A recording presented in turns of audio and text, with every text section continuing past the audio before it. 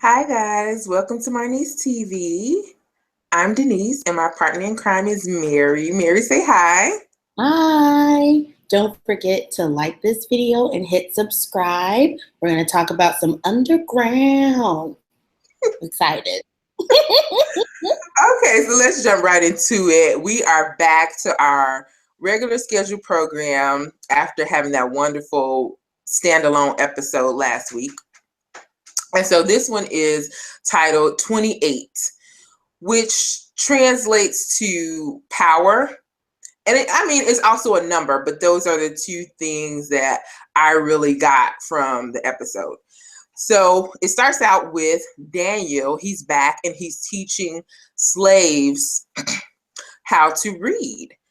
And of course, the dangers are immediately evident. The slave master, overseer, someone catches them and they are beaten. And his daughter does get away. And then so it cuts to, as if that torture wasn't enough, Kato being tortured by Patty and the gang. Ooh. And they are doing everything. You see August just body working him, and just Patty cuts off his eyelashes.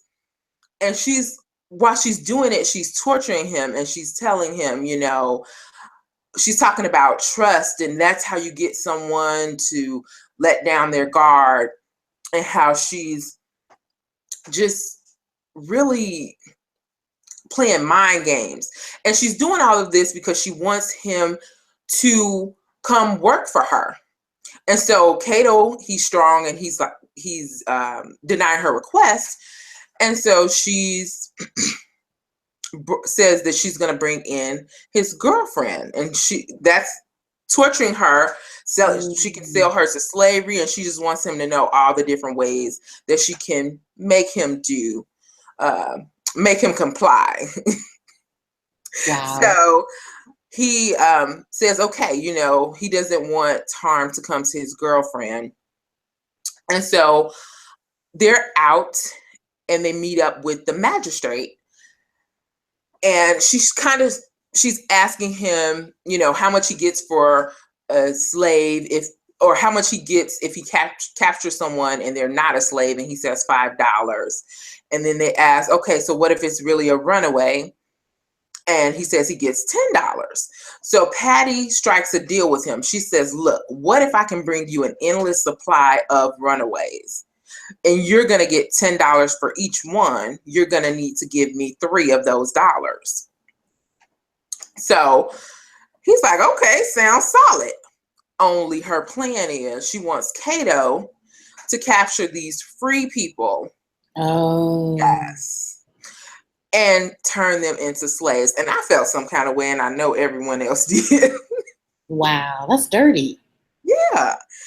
And so she tells him that, we see him capture this free man who's had a life of his own, and he started his own business, and he's basically sells him into slavery. And so we later find out that he has to give her 60 free people and turn them into slaves. 30 for him and 30 to buy Debbie, his girlfriend's, freedom. So later Debbie finds out what he's done and what he's agreed to, and she tells him, I would rather be sold into slavery than to have 30 souls. Like, I can't have that on my conscience. Right. And he tells her, no, I'm working this out. That's why I'm doing it. I'm being the bad guy.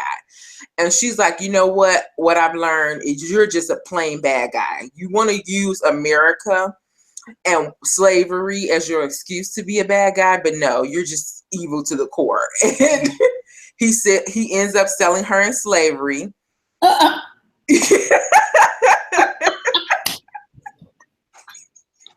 I wasn't ready. I'm sorry. Come on. Okay. That was not funny, but your reaction was. Okay. Oh, well, let's just say quickly, Mary didn't get to watch the episode, so I'm kind of like recapping it for her and you guys. Okay, so he goes to Patty and she's like, oh, okay, so you need to get me 59 more.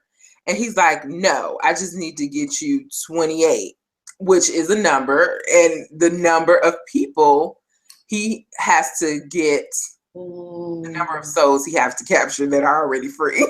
Wow. Sell them into slavery, which is horrible. So yeah, that was the title of the episode. So then we move on to Noah and Rosalie. Noah and Rosalie travel back to Macon to free her mom and James.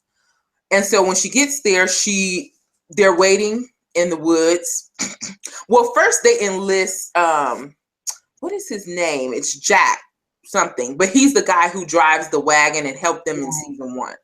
And so they find him and force him to help them back onto Macon land. And so once they get there, they're waiting for her mother to come out and perform her duties. And when the woman comes out, she realizes, she's like, oh, that's Sarah. That's not my mom. And then she notices that she has her mom's keys and she flips out. She's like, something is wrong. Something happened. You know, what's going on? And Noah calms her by telling her, you know, look, you need to remember what Harriet taught you. Remain calm. Let's assess the situation so we can move forward. So then he goes and he kind of like scopes things out to find out what's going on. And he comes back with Cora. And so Rosalie hid in the stables waiting for him to come back. And so Rosalie is not happy that Cora is there because she knows her to be a traitor and only looks out for herself. And so Cora tells her that James is now in the big house with the wife, the lady of the house. And so she tells him that James is now her favorite, and she keeps him close. And so she's like, I can help you get James if you take me to freedom as well. Like, you can't leave me behind. But Rosalie is very mistrusting of her. But she does agree, you know, Noah convinces her we need her help to get into the big house because we don't know the lay of the land anymore. So the plan is that they're going to go in, Rosalie's going to go in and get James, and Noah is going to go and get this book because she tells her that her mom has been sold into slavery and they don't know where she is. Right. So the slave ledger tells everyone, you know, who's the slave, when were they bought, and when were they sold. So they want to get this ledger to, you know, find her mom. So in that time, there is this cute little moment where Rosalie gives Noah a pocket watch. And she tells him, you know, this is to replace the one you lost while we were on the run.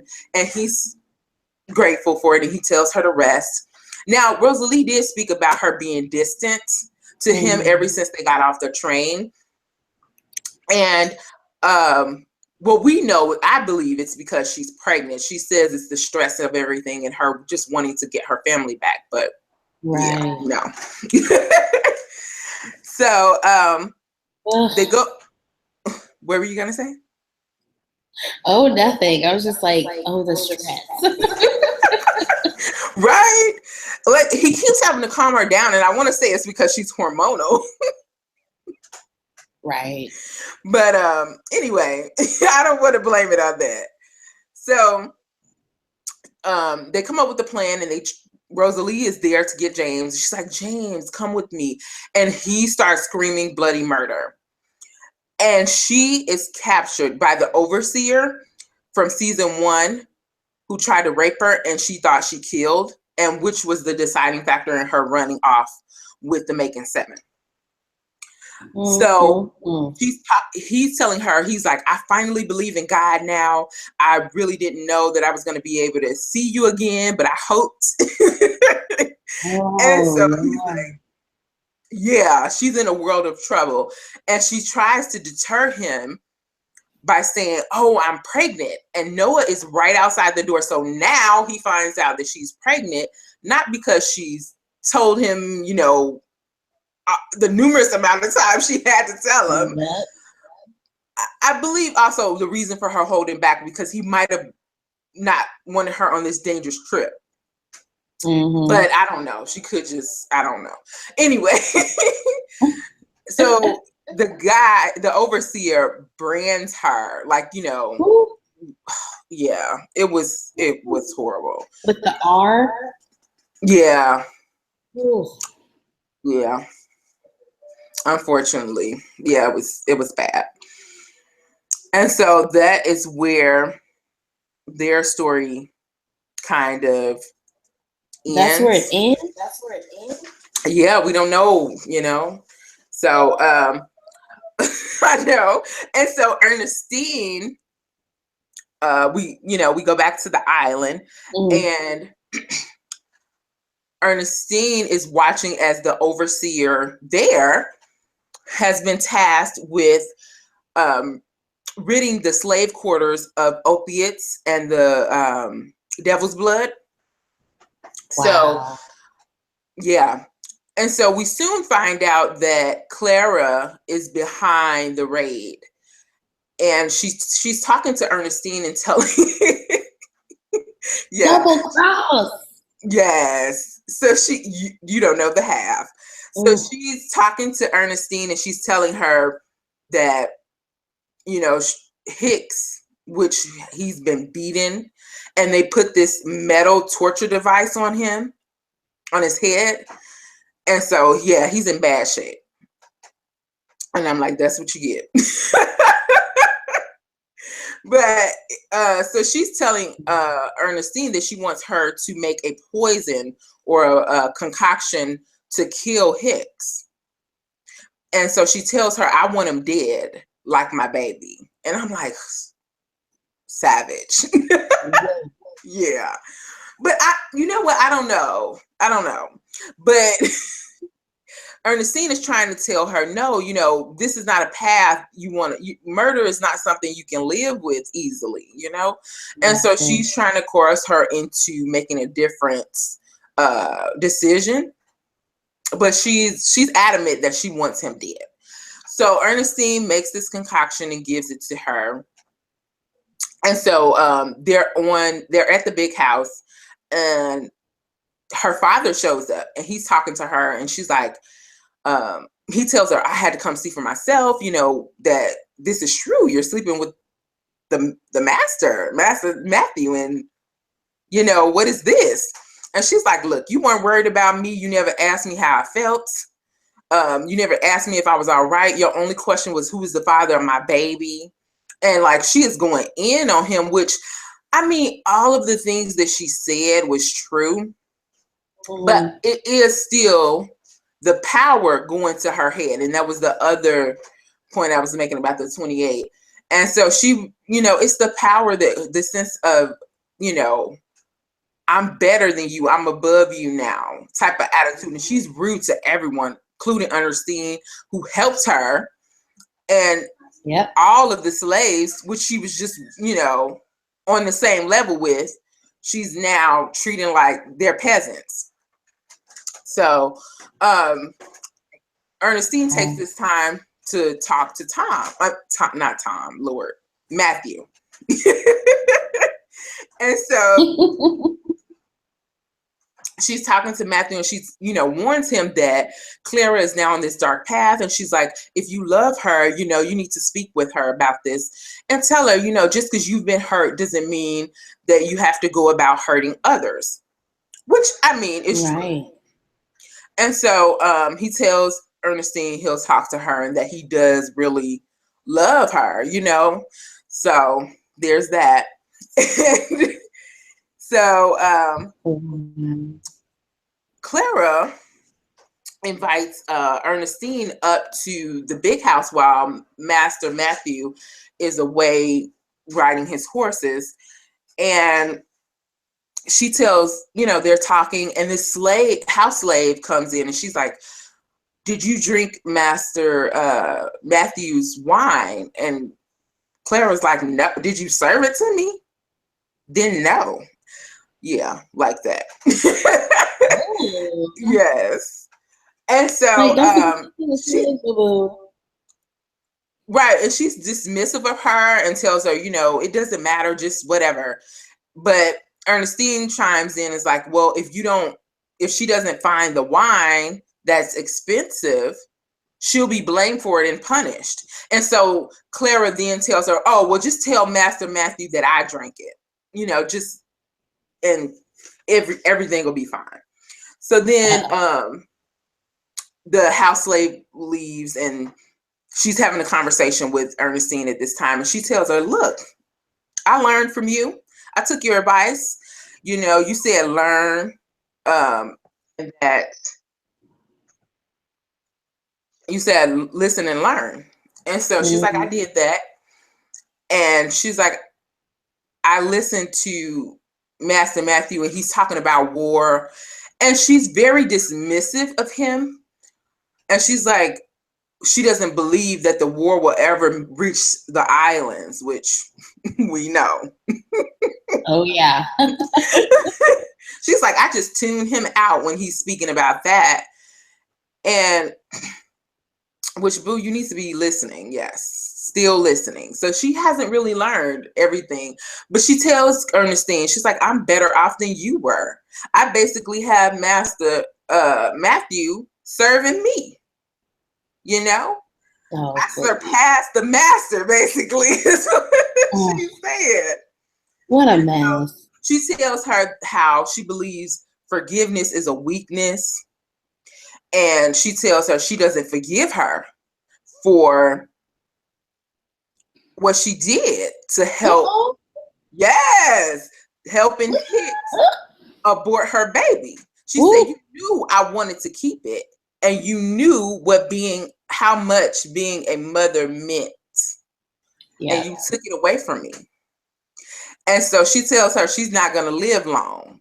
And so they both finish their drink. And she's like, yes. She tried to kill Ernestine, girl. But first of all, you got to wake up extra early, boo. Come on. To try to get over one on Miss Mama Steen, boo. Yes. Because she's like, yes, this here ain't nothing but some lemon and thyme. And so you can see the salt like just dripping off her. It was priceless. Like the look. Whew. Yes. So she realized that she's been had, and she played herself.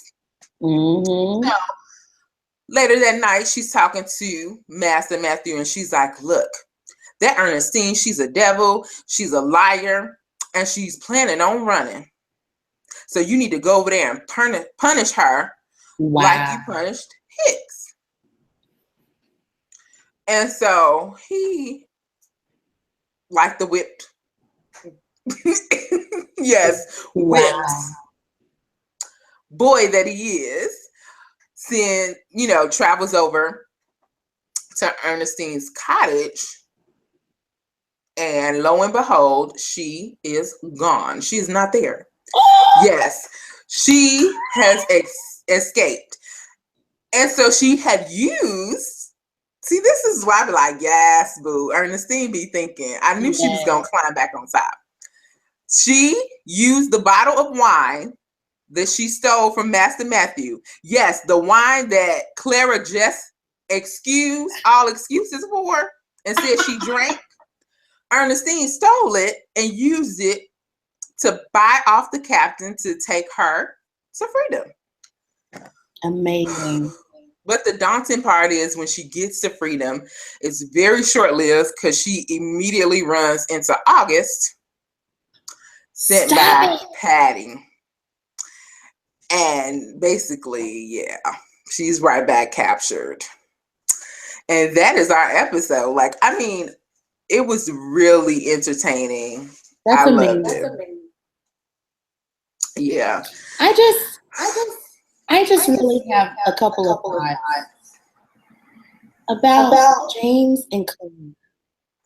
these people that still exist today, that they feel like the only way they can get ahead is by putting down other Black people. They just want to be that top Black Yeah. person. I'm like, look, why can't we all just strive for freedom, for equality together, when you want to stay in this system of the have and the have-nots, but you just want to be on the top of the have-nots? That's not how it works. And, the fact that, oh, well, I'm in the master's corner, like, he can change his mind.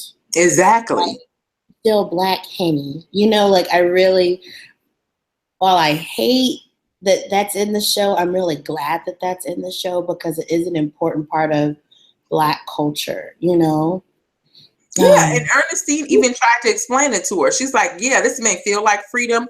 And even in the standalone episode with Harriet, she says the same thing. She's like, I thought it was freedom. It felt like freedom. Yeah. But it wasn't. I realized I wasn't free until I was really free. Exactly. And then I realized even my freedom was not enough. We all had to be free. Why can't we all just work together and we all rise to the top? Exactly. It's easier to do it as a team and as a community and as a whole, but no, you have those few that's trying to drag everybody down and claw their way to the top. Exactly. Prime example, and she played herself. That's and they them kind always get what's coming to them. It's so true, because they've alienated everyone else that could have helped them in the long run. All the Black people are like, well, you fell. Where's your white boy now? Like, he's gone. Like, you needed. I'm not saying anything about relationships. She and that Matt guy are not in a relationship. That's coercion.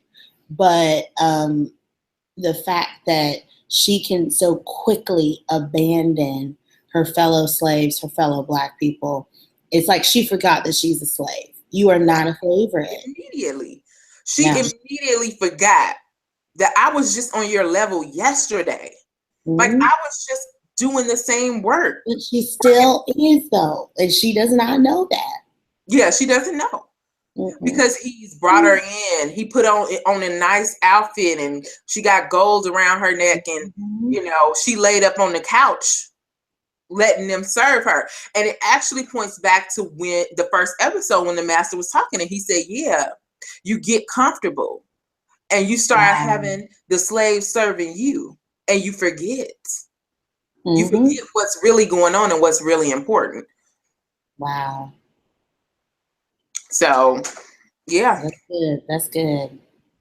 Girl, yeah. So, I mean, everybody needs to be watching Underground. There's so many lessons that, like I said, it all relates back to today. You can, just take it and apply it to just life in general. Exactly.